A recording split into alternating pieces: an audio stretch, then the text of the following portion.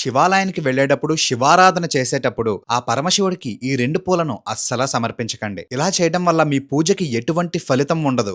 ఎందుకో చెప్తాను, ఈ వీడియోని ఒకసారి కంప్లీట్ గా చూడండి. సాక్షాత్తు శివమహాపురాణం విద్యేశ్వర సంహితలో ఆ మహారుద్రుడే నన్ను పూజించేటప్పుడు ఈ రెండు పూలని అస్సలా ఉపయోగించకండి అని చాలా క్లియర్ గా మెన్షన్ చేశారు. అది ఒక చిన్న వార్నింగ్ గా కూడా అనుకోవచ్చు. ఇంతకీ ఆ రెండు పూలు ఏంటి? మొదటిది మొగలి పువ్వు. ఈ పువ్వు గురించి అందరికీ తెలిసే ఉంటుంది. ఈ పువ్వు వెనక ఘోరమైన శాపమే ఉంది. పూర్వం మన తలరాతులు రాసే ఆ బ్రహ్మదేవుడు ఆ పరమశివుడి యొక్క ఆది అంతం కనుక్కున్నానని అసత్యం చెప్పారు. అటువంటి అసత్యానికి ఆ మొగలి పువ్వు సాక్ష్యంగా నిలిచింది. ఆ కోపంతో ఆ పరమశివుడు ఈ పువ్వుని కంప్లీట్ గా నిషేధించారు. రెండు పువ్వు వచ్చేసి సంపెంగి. దీని కథ అందరికీ తెలీదు. ఈ పువ్వు కూడా ఒక చెడు బ్రాహ్మణుడికి సహాయం చేసి శివద్రోహానికి పాలుపడింది. అందుకే నారద మహర్షులు వారు ఈ పువ్వుకి శాపమిచ్చారు. ఇక్కడ మనం అర్థం చేసుకోవాల్సినటువంటి మెయిన్ పాయింట్ ఏంటి అంటే, ఆ నీలకంఠుడు అతి భయంకరమైన హాలాహలాన్నైనా స్వీకరిస్తారు కానీ అసత్యాన్ని మోసాన్ని అస్సలు